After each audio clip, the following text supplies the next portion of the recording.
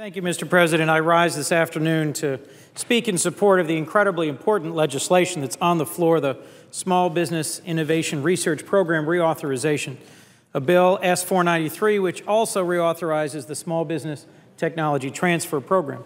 And I want to commend Senator Landrieu, the chair of the Small Business and Entrepreneurship Committee, and her ranking minority member, Senator Snowe of Maine.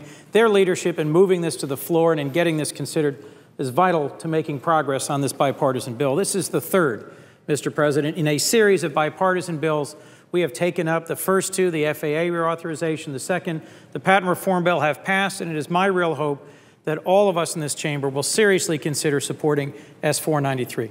The 30 million small businesses in America are incubators of creativity and job creation. They drive our innovation sector and make us more competitive globally. In addition to employing over half our private sector workforce, small businesses are the backbones of our American communities and can be a source of economic advancement for millions of Americans in every state. The Small Business Innovation Research Program, or SBIR, sets aside a small part of the research and development budget from a number of federal agencies to be used as grants for small businesses.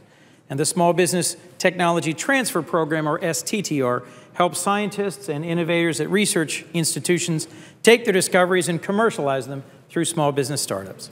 Since their creation in 1982 and 1992, respectively, SBIR and STTR have invested more than $28 billion in helping American small business turn into big business through innovation and commercialization of cutting-edge products. The classic example, which a number of our colleagues, including Senator Landrieu, have highlighted in the conversation so far, is Qualcomm of San Diego, which began as a small business of just 35 employees and has now, in fact, grown to a company of 17,000. It pays more in taxes every year than the whole budget of the SBA. We can't lose sight that every large company in America at one point began as a small business. The SBIR and STTR programs were created through bipartisanship and should maintain wide support. In fact, SBIR was signed into law by former President Ronald Reagan. They more than pay for themselves and the jobs and economic growth they create and the taxes paid by these companies as they grow. For too long, the Senate has kicked the can down the road by passing temporary extensions month after month, year after year for these two vital programs. This week, at long last, we have the chance to pass real long-term reauthorization. It's a shame, I feel, we had to vote for cloture even just to begin debating this bill, which has wide bipartisan support. Ideology should not trump practical solutions that can put more Americans back to work and get our economy moving again. These two programs are proven vehicles for growth in all our states, including my home state of Delaware. In Delaware, where we have a strong and growing high-tech sector, small businesses have been benefiting from these two programs. And with your forbearance, Mr. President, I will for a moment just mention three. One Delaware company that received a critical SBIR grant was Elcraton. Elcraton started with 2 employees who invented and patented a process to take bacteria which turn algae into butanol for fuel. Imagine that. Think of the possibility of literally using pond scum to produce fuel for cars and trucks.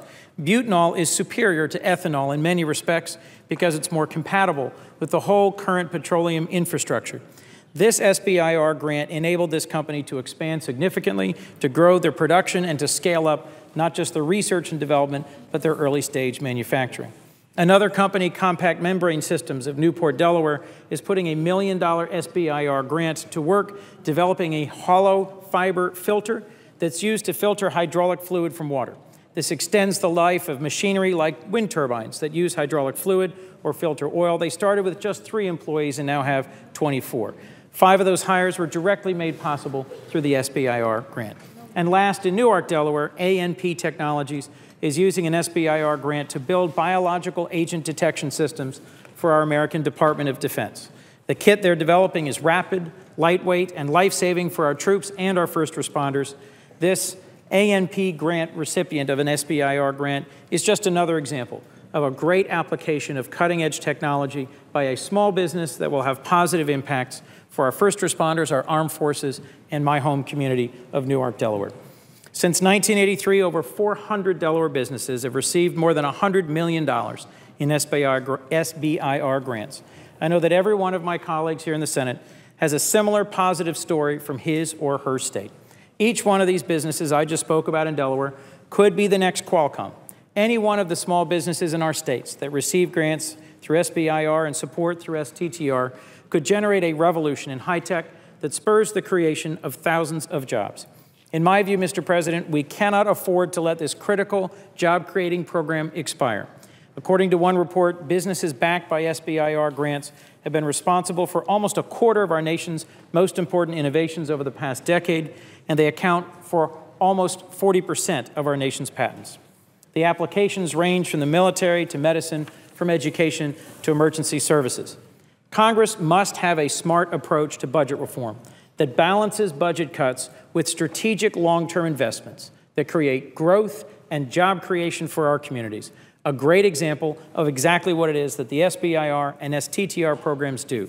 I hope all of our colleagues will join in supporting Chairwoman Landrieu, Senator Landrieu of Louisiana, in supporting this vital bill and the great work she and the committee have done to advance it to this date. And, Mr. President, I yield the floor.